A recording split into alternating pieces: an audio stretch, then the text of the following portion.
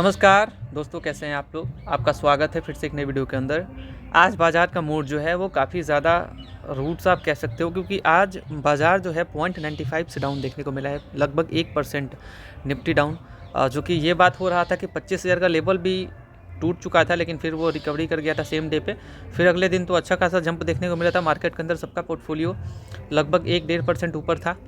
फिर आज के दिन आप देखेंगे तो लगभग सभी का पोर्टफोलियो जितना ऊपर नहीं था उससे ज़्यादा नीचे आज नज़र आ रहा है। चलिए, तो यहाँ लेवल तो 25,000 का बचा, लेकिन क्या ही बोला जाए, रीज़न क्या है इसके पीछे वो जानेंगे आज की इस वीडियो के अंदर। ठीक है, चलिए, तो किस किस सेक्टर के अंदर कितना गिरावट हुआ है वो देख लेंगे, क्योंकि इतना ही देखना बाकी है अब। एंड कुछ मार्केट ये कैसा मतलब मूड दिखा रहा है, क्या कुछ संभलने की उम्मीद है, सब कुछ जानेंगे आज के इस वीडियो के अंदर। ठीक है, चलिए, तो सबसे पहले हम लोग देखेंगे कि गिरावट कहाँ कहाँ पे हो रखा है। तो यहाँ पे आप देख लीजिए, यहाँ पे निफ्टी 50 के अंदर 0.95 जो कि हमने आपको बोला था। नेक्स्ट 50 के अंदर तो हालत ख़राब। अगर नेक्स्ट 50 के जो भी शेयर्स हैं वो अगर आपके पोर्टफोलियो में होंगे तो आज आपके पोर्टफोलियो के अंदर ज़बरदस्त गिरावट देखने को मिला होगा।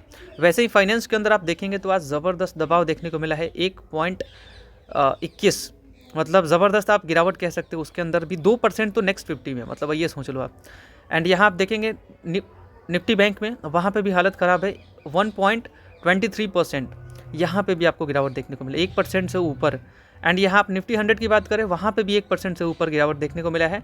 निफ्टी मिड कैप 100 की बात करें तो वो भी बात कर लेंगे, वो भी लगभग 2% के ऊपर जो है वो उसमें आपको गिरावट देखने को मिला है। चलिए, तो यहाँ आप देख लेते हैं निफ्टी 100 में लगभग 1.80, तो यहाँ लगभग 2% गिरावट। यहाँ तो एकदम बिल्कुल नज़दीक है 2% के स्मॉल कैप 100, मतलब जिसके पोर्टफोलियो में मिड कैप और स्मॉल कैप होंगे या नेक्स्ट 50 के शेयर्स होंगे, उनका पोर्टफोलियो धज्जिया बिल्कुल गलत तरीके से उड़ा होगा और पूरा ह्यूज लॉस होगा। अगर आपने सही तरीके से इन्वेस्ट नहीं किया है तो ज़बरदस्त आपका पोर्टफोलियो गिरा हुआ होगा। क्योंकि देखिए, इन्वेस्टमेंट का भी तरीका होता है, क्योंकि अगर आप पोर्टफोलियो को बांट के नहीं रखोगे तो दिक्कत होगा। जैसे कि आप सारा, जैसे कि बोलते हैं ना कि सारा लार्ज कैप भी नहीं रखना चाहिए, कुछ मिड कैप भी रखना चाहिए, कुछ स्मॉल कैप भी रखना चाहिए। एंड अलग अलग सेक्टर से शेयर्स रखने चाहिए। एक सेक्टर से 2-3 शेयर चुनना चाहिए। एक सेक्टर में 10% से इधर उधर थोड़ा बहुत कर सकते हो, बट 10% डालना चाहिए आपको। एक शेयर में 2 से 3%, 3 से 5% से ज़्यादा नहीं डालना चाहिए।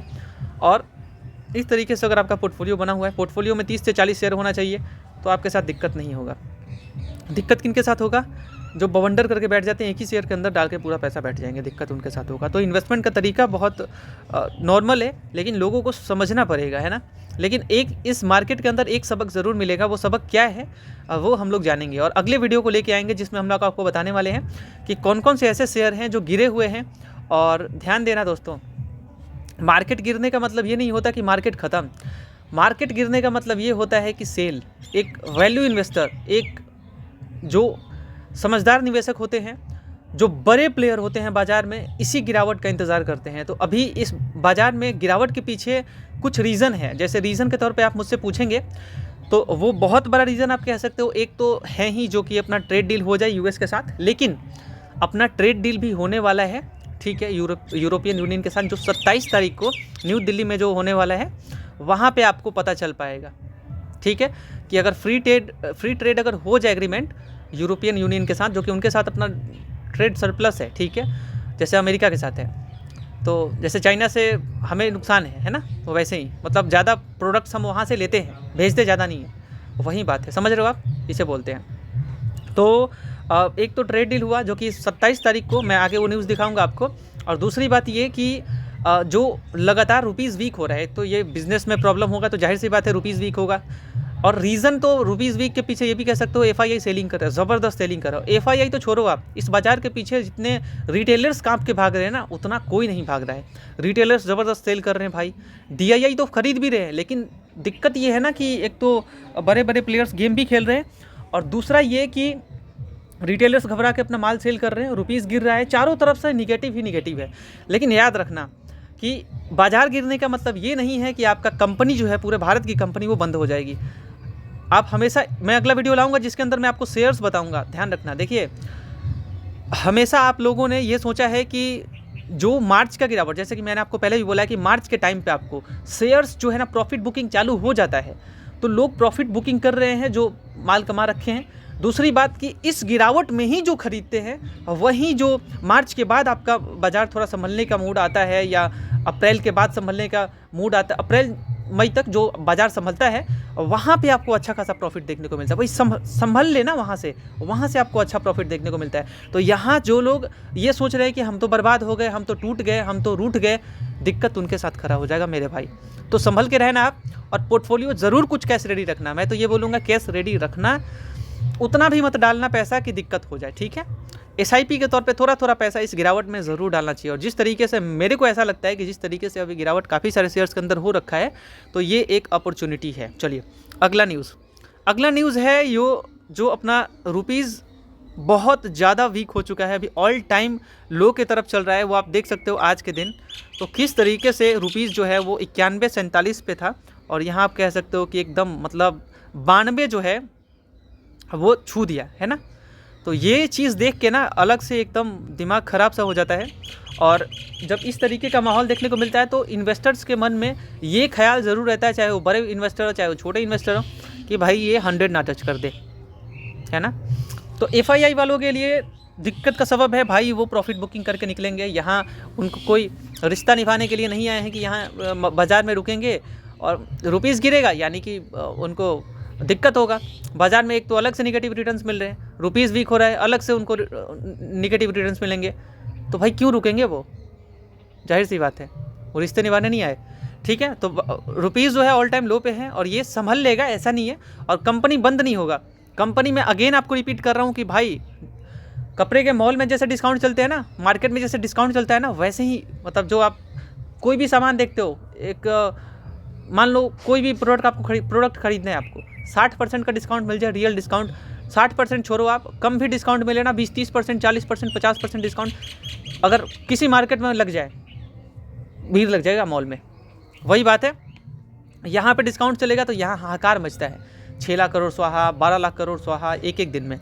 तो ध्यान रखना है कि यहाँ जो पैसे लगाते हैं वहीं पैसा कमाने वाले हैं, और कंपनी बंद नहीं होगा, बहुत क्वालिटी कंपनीज़ आपको सस्ते रेट में मिलेंगे, ठीक है। यहाँ पे आप देख सकते हैं कि जहाँ ट्रंप ने बोला था कि we are going to have a good deal, Donald Trump ने ये बोला था, और वहाँ पे मार्केट एकदम शुरुआत से ही एकदम बढ़िया मूड दिखाया था, ठीक है। और बीच में थोड़ा गिरा, फिर बाद में एकदम सबका पोर्टफोलियो अच्छा था, 1%, 1.20 ऐसे अप था किसी का पोर्टफोलियो। लेकिन आज देखेंगे तो मैक्सिमम लोगों का पोर्टफोलियो जो है वो गिरा होगा, लगभग 1.5%, 2% ऐसे पोर्टफोलियो गिरा हुआ है, जो कि पोर्टफोलियो लगातार गिर रहा है। हाँ, यहाँ आप देख सकते हैं कि जो India US work overtime to seal good trade deal, ठीक है। तो इसमें इंडिया लगा हुआ है कि यूएस के साथ भी अपना ट्रेड डील हो जाए, और जो कि डोनाल्ड ट्रंप ने बोला भी है वैसे, तो अगर हो जाए तो ये अच्छी बात होगी अपने मार्केट के लिए खास करके, और ये होगा। और ध्यान देना आप, इसकी वजह से बहुत बिजनेसेस को नुकसान हुआ है। जो यूएस में बिजनेस करते हैं अपनी इंडिया की कंपनीज, उनको अभी आज सिप्ला का भी रिजल्ट आया था, तो उसके बारे में हम बात कर लेंगे अगले वीडियो के अंदर। सिप्ला का रिजल्ट आया, काफ़ी सारे कंपनीज का रिजल्ट आया है, तो उसके ऊपर ज़्यादा हम बात नहीं करेंगे डीप में जाके, लेकिन आज कुल मिला के बात कर लेते हैं। और एक चीज़ और देखने को मिला है, मैं आपको बताता हूँ, यहाँ पे भी बयान आया था इनका, ठीक है। ओके, यहाँ पे आप देखेंगे तो हमने एक न्यूज़ देखा था अभी हाल ही में जी, यूरोपियन यूनियन का। हाँ जी, देखिए यहाँ पे India EU free trade pact what's agreed, what's at stake after years of talk, ठीक है। तो यहाँ आप देख सकते हैं, ये न्यूज़ राउटर्स पे आया था, तो मैं आपको दिखा देता हूँ। यहाँ पढ़ सकते हैं कि इंडिया यूरोप जो फ्री ट्रेड पैक्ट जो है उस पर क्या हो रहा है, मतलब इतना बात होने के बाद क्या हुआ, वो आगे बढ़ा। तो यहाँ आप देख सकते हैं आज का ही न्यूज़ है, इंडिया और यूरोपियन यूनियन जो है वो क्लोजली काम कर रहे हैं फ्री ट्रेड एग्रीमेंट के तहत।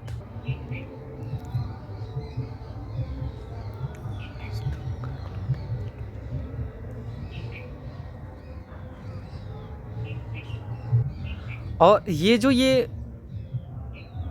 बात कर रहे हैं फ्री ट्रेड को लेकर के, with an announcement expected on Tuesday at the India European union summit in new Delhi.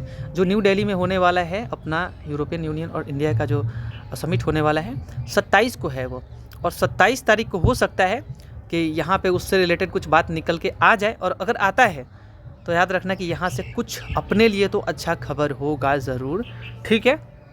और यहाँ इसमें आप कह लो तो जो टेक्सटाइल को लेकर के, ज्वेलरी को लेकर के, which have been hit by 50% US tariff से जो दिक्कत हुआ है, टेक्सटाइल इंडस्ट्री पूरा डूब गया है और ज्वेलरी पूरा दिमाग ख़राब है यूएस से। तो इस चीज़ को लेकर के यहाँ पे सहारा मिलेगा दोस्तों। तो ये बात है जो कि आप देख, तो बस 27 का इंतज़ार कर लेते हैं, जो कि यहाँ पे आप देख सकते हैं इंडिया और यूरोपियन यूनियन इस पर क्लोजली काम कर रहे हैं, और वो आपको 27 तारीख को कुछ देखने को मिलेगा, ठीक है। तो ये बात तो रहा है दोस्तों। और जो ट्रेड को लेकर के अमेरिका से भी हो जाए तो वो अच्छी बात होगी। तो ये दो चीज़ें, तो नेगेटिव खबर कुछ खास नहीं है, लेकिन रुपीज़ के कारण से प्रेशर जो मार्केट के अंदर है, पहला जो है वो रुपीज़ जो फॉल कर रहा है, दूसरा जो है वो FII सेलिंग कर रहे हैं लगातार, तीसरा जो है वो ज़बरदस्त पैनिक का माहौल है, वो इस टाइम पे देखने को मिलता भी है।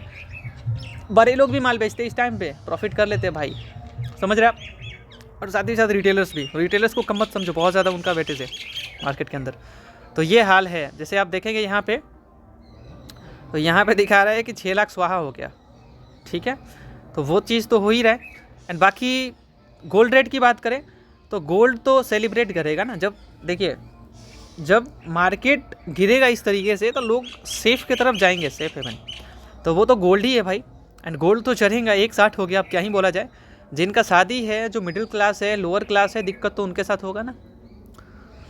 किस तरीके से इनका रेट भाग रहा है, जिस चीज़ के लिए उन्हें बहुत ज़्यादा पे करना होगा। एंड मैं एक बात, मुझे ऐसा भी लगता है, प्रिडिक्ट तो मैं नहीं कर सकता कि कोई भगवान नहीं हो सकते इस लाइन में, और हम किस तरीके के, बट ऐसा मुझे लगता है दोस्तों पर्सनली, जिस तरीके से मार्केट गिर रहा है तो इधर गोल्ड गिरने का तो नाम नहीं लेगा। प्रेजेंट टाइम पे गोल्ड तो गिरने वाला है अभी फ़िलहाल है नहीं, जिस तरीके का माहौल है। तो गोल्ड आपको अब जाता हुआ ही नज़र आएगा। मतलब ये मत सोचो कि नीचे आ जाएगा, नीचे आ जाएगा। नीचे कब आएगा पता है आपको? जब ये जितना ग्रीनलैंड को लेकर के ट्रम्प अपना बयान दे रहे हैं, या फिर टैरिफ को लेकर के ये खेल खेल रहे हैं, वॉर चल रहा है, ये सब अगर शांत हो जाए ना तो गोल्ड गिर जाएगा। उससे भी तेज़ी से सिल्वर गिरेगा, क्योंकि सिल्वर बहुत ज़्यादा चढ़ा हुआ है। 160 का ये हो गया आप कह लो तो ये बात है जो आप देख सकते हो। 159 यहाँ पे, 700 यहाँ पे आपको नज़र आ रहा है, कि आज बढ़ा ही होगा, आज बढ़ेगा और बढ़ेगा।